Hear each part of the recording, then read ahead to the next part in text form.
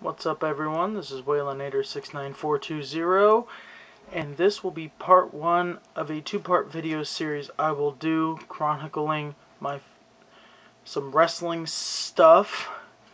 This one will be my 5 favorite wrestlers of all time. The other one is going to be the 5 wrestlers I hate the most. And very quickly, this is my first time doing a wrestling video. And I want to give a quick shout out to the guys at the Off the Rope Show, the Schleg Daddy, Mr. Rout, Metal D, Tasteless Tony T, and Marvelous Mark. They're the guys who inspired me to do this video, to do this little video series on, my personal favorite wrestlers and the wrestlers I hate the most. And I want to say thank you to those guys for representing the state of Iowa and the wrestling knowledge that we have in this state, and how much fun it is to watch them. And I hope you have only half as much fun watching me as you have watching them, because if you have half as much fun, then I've done my job. And with that, I'm going to throw out a couple of names real quick that did not make the list, but are still very much, I respect the hell out of them, and they're going to be on a lot of people's lists, and I respect that. I respect these wrestlers. Guys like the Macho Man Randy Savage, and Mr. Perfect Curt Hennig, and Kurt Angle, and Bret the Hitman Hart. Guys along those lines. They did not make this list, but, and Eddie Guerrero, Rey Mysterio, a couple more. They didn't make the list, but that doesn't mean I don't love them. That doesn't mean I don't respect them. And with that, number 5 on my list, the Heartbreak Kid, Shawn Michaels. What else really needs to be said about Shawn Michaels other than the nickname of Mr. WrestleMania? Of all the nicknames Shawn's had, that one fits the best to me, because most of my favorite matches of his are from WrestleMania. WrestleMania 19 against Chris Jericho. The triple threat match at WrestleMania 20 against Triple H and Chris Benoit. WrestleMania 21 against Kurt Angle. WrestleMania 22 watching him beat the shit out of Vince McMahon. WrestleMania 24 against Ric Flair. WrestleManias 25 and 26 against The Undertaker. The one I left out, WrestleMania 23 against John Cena, was a great match as well, but it wasn't my favorite match on that card. And all those other WrestleMania matches of Shawn Michaels, those were my favorite match on that WrestleMania card. So, I'm an Attitude Era, junkie, you could say. I started watching wrestling around 1997, 1996, somewhere around there. So I really got into it during the Attitude Era, and Shawn was one of the figureheads of the Attitude Era until his back injury with DX. And I love DX, both the original and the 2006 version. I'll still never forget laughing my ass off when Shawn and Triple H in 06 dumped that dog shit all over Vince McMahon. Oh my god, classic shit. I mean, Shawn could be funny, he could be serious, he could whoop your ass. And even if he lost a match, it was still entertaining as hell. And Shawn Michaels at number 5 on this list. I understand a lot of people are going to think Shawn should be higher, and maybe he should be, but I got Shawn at 5. Number 4 is The Rock. Outside of his bullshit promo last Monday night on Raw, The Rock has always been a great talker. He really has been. I mean, from poning on Michael Cole and Jonathan Coachman when they would interview him, just showing Lillian the strudel, baby, to, his promo segments with Stone Cold Steve Austin and The Big Show and The Undertaker and Kane. The list goes on and on and on and on guys he has just pwned on the mic, and damn it, he made it look good. And then he could go out in the ring and have a great match. See WrestleMania 15 against Stone Cold Steve Austin. WrestleMania 17, also against Stone Cold Steve Austin. WrestleMania 18 against Hulk Hogan. WrestleMania 20, although it wasn't the best match, it was still fun to watch, with The Rock and Sock Connection against Evolution. We can only hope that The Rock still has it in the ring at WrestleMania 28 against John Cena, because if he does, that should be match of the night. Although, another guy higher up on this list may have something to say about that. Going to number 3, Stone Cold Steve Austin. I mentioned I was an Attitude Era baby. That's when I started watching wrestling. Who was the figurehead of the Attitude Era? That's what I thought. Stone Cold Steve Austin. I mean, everything he did with Vince McMahon in 1998 and 1999 was classic shit. From the beer truck before WrestleMania 15 to filling Vince's Corvette with cement. One of the most beautiful cars I've ever seen, filled with cement. My God. To the hospital room incident where Austin gave Vince an enema. I mean, to making Vince piss his pants in the middle of the ring. I mean, Austin was just a phenomenal worker. He was great in the ring. I get those 2 matches against The Rock at WrestleMania. WrestleMania 14 against Shawn Michaels. WrestleMania 13 against Bret the Hitman Hart in that submission match.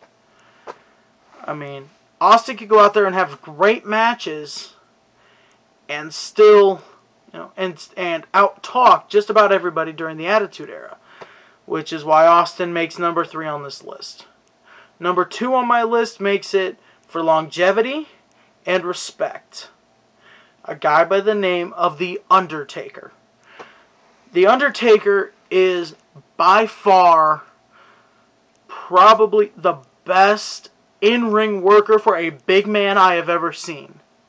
Now, I have not personally watched Andre the Giant.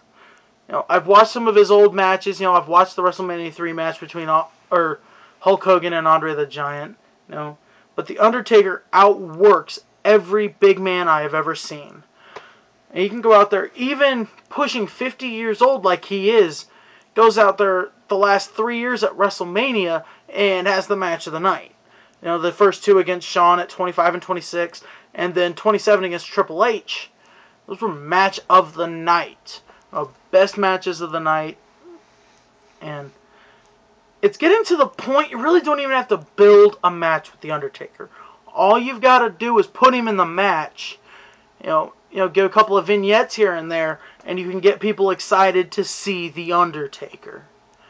And one last thing on The Undertaker, and I'm going to get kind of close to the camera for this. If Triple H beats The Undertaker at WrestleMania 28, I fucking riot. That streak needs to go to 20-0, and then The Undertaker should ride off into the sunset, get his ass into the Hall of Fame in 2013, no questions asked, and that should be it.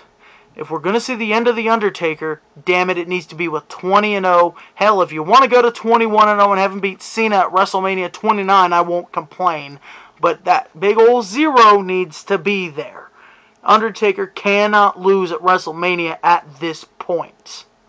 If you were going to have him lose at WrestleMania, maybe it should have been at WrestleMania 25 to Shawn Michaels. Or maybe WrestleMania 23 against Batista. I mean, if you're going to have him lose those 2 matches, fine. But you can't have him lose to Triple H, a guy he's already beaten at WrestleMania twice. And now it's getting to the point the streak has to continue. Forever. 20 or 21-0. Keyword, oh. Now, Shawn Michaels, The Rock, Stone Cold Steve Austin, and The Undertaker are all phenomenal performers. Deserved of their spots in the Hall of Fame in the cases of Austin and Michaels. Deserved of their going to be spots in the Hall of Fame in terms of The Undertaker and The Rock. Excuse me. But there is one guy maybe who deserves his spot in the WWE Hall of Fame more than any other. No disrespect to the Andre the Giant, the Mr. Perfects, etc., etc. No disrespect. But the one guy who deserves a spot in the Hall of Fame more than anybody is number one on my list, a guy by the name of Hulk Hogan. Hulk Hogan, when I started watching wrestling, was a bad guy. He was in the NWO and running roughshod over WCW. I gotta admit, I loved Hulk Hogan. I loved the NWO. I really did. Now, I wasn't the biggest Hall fan in the world. I wasn't the biggest Nash fan in the world. And then the NWO started to expand, and it, included guys like the Giant, and the Macho Man Randy Savage was good, but Buff Bagwell, Eric Bischoff, blah blah blah blah blah. The NWO just got too goddamn big. But when the NWO first started with Hogan, Hall, and Nash, it was the hottest thing in professional wrestling, and if it wasn't for Hulk Hogan, the NWO would not have meant nearly as much as it did. Let's be honest, people. Hogan as a bad guy built the business just as much as Hogan as a good guy. And I love everything about the Hulkster. I mean, the NWO stuff. When he came back to the World Wrestling Federation, had that phenomenal match with The Rock at WrestleMania 18. I mean, I'm just a huge Hogan fan. Always have been, always will be. Some of the shit they're doing with him in TNA now, I get mad about, but mainly that's because I think TNA is wasting the talents, even today at near 60 years old, of Hulk Hogan. Now, I'll give you a very quick recap here. Number 5 on the list is Shawn Michaels. Number 4 is The Rock. Number 3 is Stone Cold Steve Austin. Number 2 is The Undertaker. And number 1 is the immortal Hulk Hogan. Now, you can go ahead and comment down below. Let me know what you thought of this video. Let me know what you think of who your top 5 are. Maybe, a couple of guys I missed. Some guys I didn't mention in the open who are the honorable mentions, so to speak. Who you think should have been. I mean, always up for a bit of a debate. Subscribe to me up above. And if you haven't checked out the Off the Rope show yet, you want to know where I get my inspiration from, check them out. If you look at my subscriptions, I'm pretty sure there's a link on my channel to where you can look at who I subscribe to. Off the Rope show is there. Take a look at them. They're funny as hell. They're entertaining as hell. They know what the fuck they're talking about. And I just have a lot of fun watching them. I hope you have a lot of fun watching me. This is Waylanator69420. Check out part 2, the 5 most hated wrestlers of all time for me. Trust me, it's a hell of a ride. It really is. It's a lot of fun to watch. Thanks. Peace out, bitches.